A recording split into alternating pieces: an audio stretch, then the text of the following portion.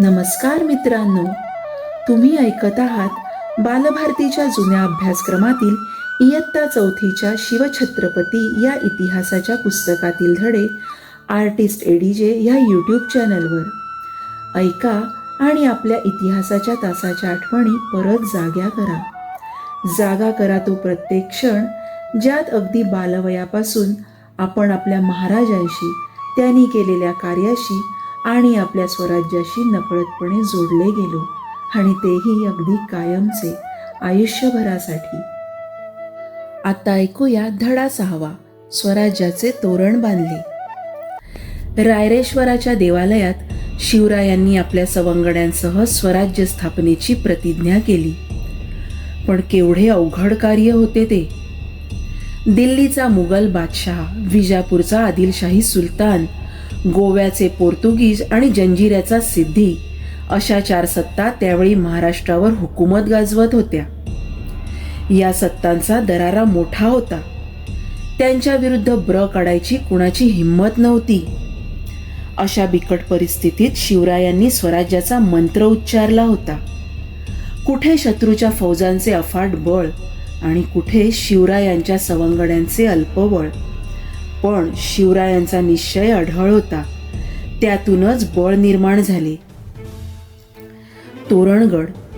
शिवरायांकडे पुणे, सुपे, चाकण व इंदापूर या परगण्यांची जहागीर होती. जहागिरीतील किल्ले विजापूर दरबारातील अधिकाऱ्यांच्या ताब्यात होते. किल्ल्यांशिवाय कसले आहे स्वराज्य? ज्याचे किल्ले त्याचेच राज्य. किल्ला ताब्यात असला की आजूबाजूच्या प्रदेशावर सत्ता चालते. डोंगरी किल्ला म्हणजे राज्याचा एक मुख्य आधार. तेव्हा एखादा भक्कम किल्ला लवकरच हस्तगत केला पाहिजे असे शिवरायांनी मनाशी ठरवले. तोरणा किल्ला शिवरायांच्या डोळ्यांपुढे होता.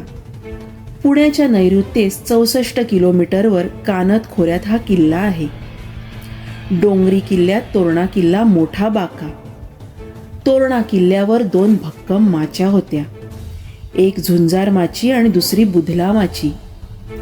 माची म्हणजे किल्ल्याच्या चढणीवर नैसर्गिकरित्या सपाट झालेला भाग. झुंजार माची नावाप्रमाणे झुंजार आहे, लढाऊ आहे. किल्ल्यावरून खाली उतरण्यासाठी एकच वाट आहे, ती आहे झुंजार माचीवरून. ही वाट अतिशय अवघड आहे. वाटेवरून चालताना जरासा जरी तोल गेला तरी चालणारा खाली दरीत कोसळून पडणार. महाराष्ट्रातील बळकट किल्ल्यात तोरणा किल्ला गणला जातो. किल्ल्यावर तोरणजाई देवीचे देऊळ आहे. त्यावरूनच त्या किल्ल्याला तोरणा हे नाव पडले. एवढा प्रचंड किल्ला, पण आदिलशहाचे या किल्ल्याकडे फारसे लक्ष नव्हते. किल्ल्यावर पुरेसे पहारेकरी नव्हते की दारुगोळा नव्हता. शिवरायांनी हे हेरले. शिवरायांना नेमके हेच हवे होते. तोरणा जिंकून स्वराज्याचे तोरण बांधायचे असे त्यांनी ठरवले. स्वराज्याची नौबत झडली. निवडक मावळ्यांच्या तुकड्या घेऊन शिवराय कानत खोऱ्यात उतरले. साऱ्या मावळ्यांसह ते सिंहाच्या छातीने व हरणाच्या वेगाने झप झप तोरणात चढून गेले. मावळ्यांनी भराभर मोक्याच्या जागा ताब्यात घेतल्या.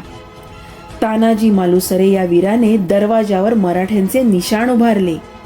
येसाजी कंक याने चौकीवर पहारे बसवले. किल्ला ताब्यात आला. सर्वांनी शिवरायांचा जय जयकार केला. हिंदवी स्वराज्याची नौबत झडली. नगाऱ्यांचा आणि शिंगांचा आवाज सह्याद्रीच्या दऱ्याखोऱ्यात घुमला. शिवरायांनी या किल्ल्याला प्रचंड गड असे नाव दिले. भवानी मातेचा आशीर्वाद. किल्ल्यावर शिवरायांचा कारभार सुरू झाला. त्यांनी किल्ल्याची बारीक पाहणी केली.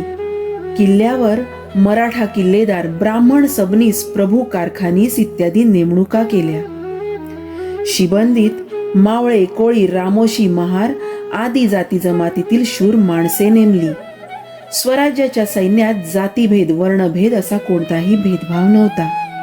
किल्ल्याची दुरुस्ती सुरू झाली आणि काय आश्चर्य, रुपयांनी गच्च भरलेल्या 4 घागरी काम चालू असताना किल्ल्यावर सापडल्या. कामकऱ्यांना आनंदी आनंद झाला. शिवरायांना देवी भवानी प्रसन्न आहे, तिनेच धन दिले असे जो तो म्हणू लागला. कामकऱ्यांनी मोठ्या आनंदाने धनाच्या घागरी शिवरायांजवळ आणून दिल्या. 1 रुपयालाही कोणी हात लावला नाही. स्वराज्याचे धन होते ते त्यांनी आपल्या धन्याच्या स्वाधीन केले.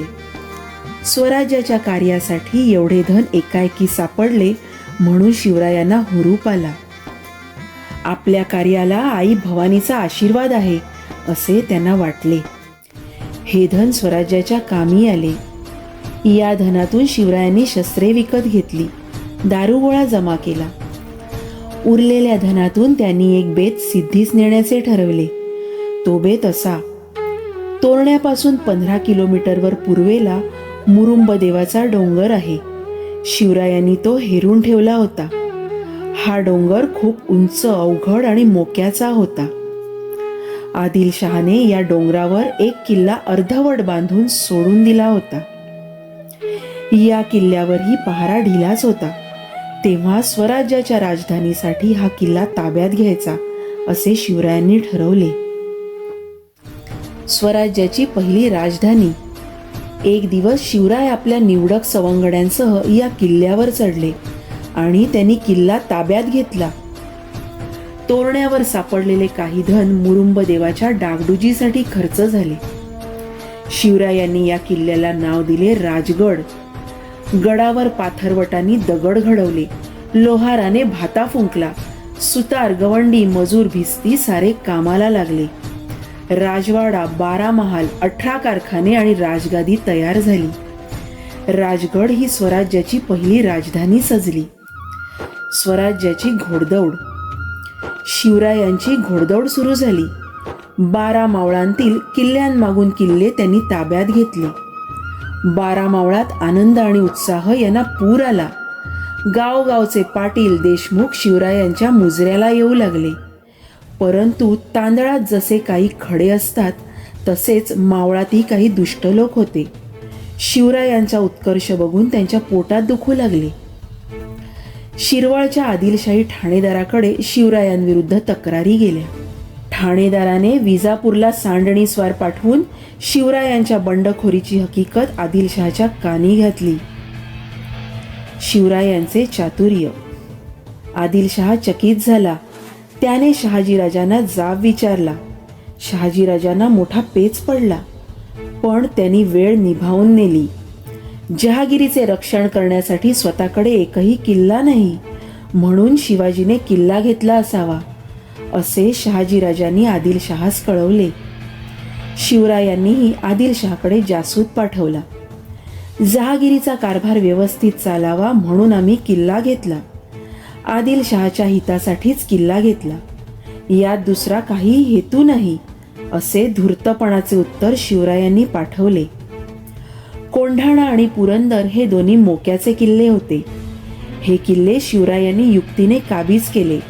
यानंतर रोहिडा ताब्यात घेतला. स्वराज्याची घोडदौड जोरात सुरू झाली. धडा 6 इथेच समाप्त होत आहे. यापुढील धड्यात तुम्ही ऐकणार आहात स्वकीय शत्रूंचा बंदोबस्त. मित्रांनो, यापुढेही असेच नवनवीन व्हिडिओ अपलोड झाल्यावर त्याची सूचना मिळण्यासाठी आपल्या आर्टिस्ट एडीजे या चॅनलला सबस्क्राईब करून बेल आयकॉनवर क्लिक करा आणि व्हिडिओ आवडल्यास जरूर लाईक आणि शेअर करा. धन्यवाद.